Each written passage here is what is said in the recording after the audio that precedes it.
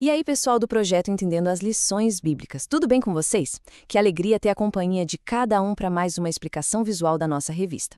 Hoje, a gente vai mergulhar de cabeça na lição 9 dos adultos da CPAD, que tem como título Jacó e Esaú, irmãos em conflito.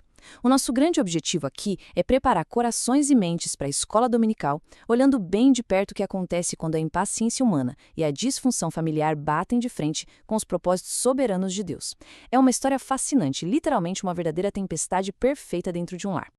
Então, bora dar uma olhada rápida no nosso roteiro de hoje. A gente começa com a introdução sobre essa família dividida, depois passamos pelo tópico 1, focando nos filhos, o tópico 2 sobre a primogenitura, o tópico 3 abordando o engano, e aí a gente fecha com a conclusão da lição. Vamos lá?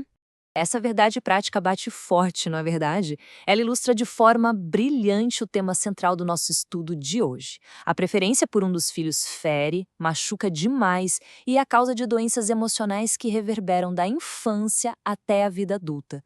Como a gente vai ver nessa lição, os efeitos colaterais desse favoritismo dos pais têm um alcance incrivelmente devastador e duradouro. Começando então pela nossa introdução, uma família dividida. E avançando aqui para o tópico 1, os filhos. Pensa bem, o lar de Isaac e Rebeca já começou com um baita milagre, a cura da esterilidade, depois de muita, mas muita oração persistente. Só que a gestação não teve nada de tranquila. Os bebês literalmente já lutavam dentro do ventre da mãe.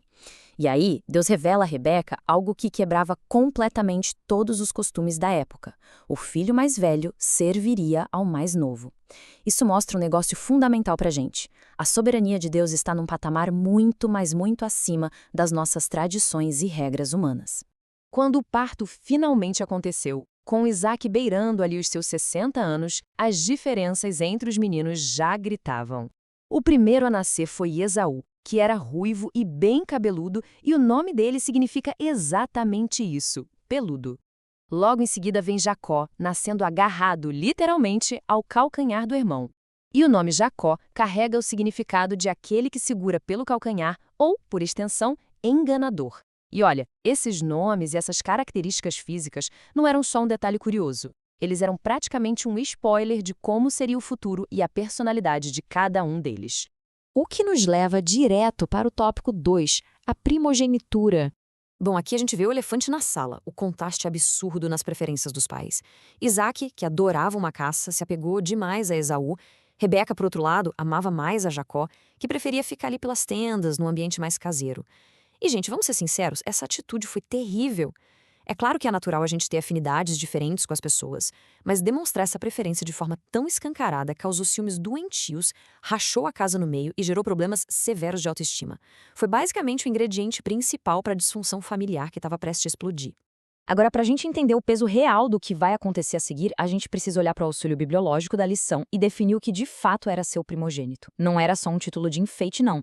Esse status garantia privilégios absurdos na época, coisas codificadas na lei mesmo, como uma porção dobrada de toda herança, a bênção especial do pai e, talvez o mais importante de tudo, o direito de exercer a liderança espiritual daquela família, mantendo viva a aliança com Deus. Era exatamente isso, todo esse pacote, que estava em jogo. E aí, por mais inacreditável que pareça, Esaú jogou tudo isso no lixo. O cara estava exausto, morrendo de fome e simplesmente cedeu a uma exigência super oportunista do Jacó. Esaú vendeu um direito sagrado de um valor incalculável por um prato de lentilhas. Dá para acreditar? Ele literalmente trocou um futuro eterno e abençoado por um prazer puramente momentâneo. Foi uma decisão trágica, guiada única e exclusivamente pelo imediatismo. A coisa vai ficando cada vez mais tensa. Vamos para o tópico 3, o engano. É aqui que a própria mãe orquestra o grande golpe da família. Rebeca escuta que o Isaac, já velho e cego, estava se preparando para abençoar Esaú, e ela entra em ação na hora. Ela manda Jacó buscar os cabritos, prepara a comida favorita do marido e manda o filho se disfarçar. E sabe qual é o detalhe mais chocante dessa história toda? O Jacó até hesitou no começo, mas não foi por peso na consciência ou por princípios orais, não. Ele só estava morrendo de medo de ser pego no flagra. A solução que eles arrumaram foi, no mínimo, bizarra, mas funcionou. Amarrar peles de animais nos braços e no pescoço do Jacó para enganar o tato do próprio pai cego. Surreal. Pois é, Isaac foi enganado. A bênção foi entregue a Jacó. Só que as consequências de tentar dar aquele jeitinho, de não esperar o tempo de Deus e agir na base da mentira, foram simplesmente devastadoras. Esaú foi tomado por um ódio mortal e prometeu matar o próprio irmão.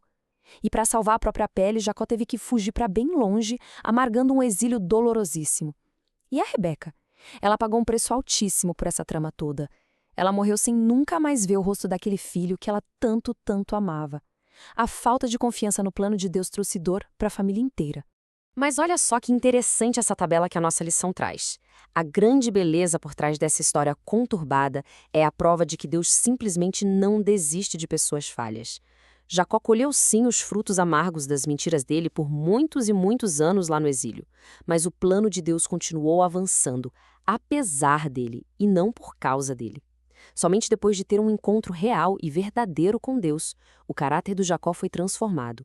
De um cara oportunista e enganador, ele se tornou um homem verdadeiro, paciente e trabalhador, que finalmente aprendeu a confiar na direção de Deus e não na própria esperteza. E assim, chegamos à conclusão da lição. Resumindo a ópera, esses temas centrais nos mostram uma relação claríssima de causa e efeito. As atitudes impensadas de Esaú, o favoritismo irresponsável dos pais, a astúcia enganosa da Rebeca e toda a impaciência e mentira do Jacó formaram um ciclo terrível de dor. Eles ensinam pra gente que com certeza não existe família perfeita, mas as escolhas que a gente faz, baseadas na nossa carne, sempre vão trazer feridas profundas. Felizmente, como a gente viu na vida de Jacó, a graça de Deus tem o poder incrível de transformar corações e restaurar histórias que pareciam perdidas. Para fechar a nossa explicação de hoje, eu deixo essa reflexão final que é muito poderosa para todos nós que estudamos e ensinamos a palavra. Diante das promessas divinas, qual vai ser a nossa postura? A gente vai confiar de verdade no tempo soberano de Deus ou vamos permitir que a nossa impaciência e o nosso favoritismo tentem dar aquele jeitinho, correndo o risco gigantesco de destruir a paz dentro das nossas próprias casas? Que essa lição sirva de alerta e também de muita inspiração para todo mundo. Pessoal, muito obrigada pela companhia de vocês em mais essa explicação visual da lição 9, que esse conteúdo seja um material excelente para as aulas de vocês nesse domingo. Um grande abraço, fiquem com Deus e até a próxima.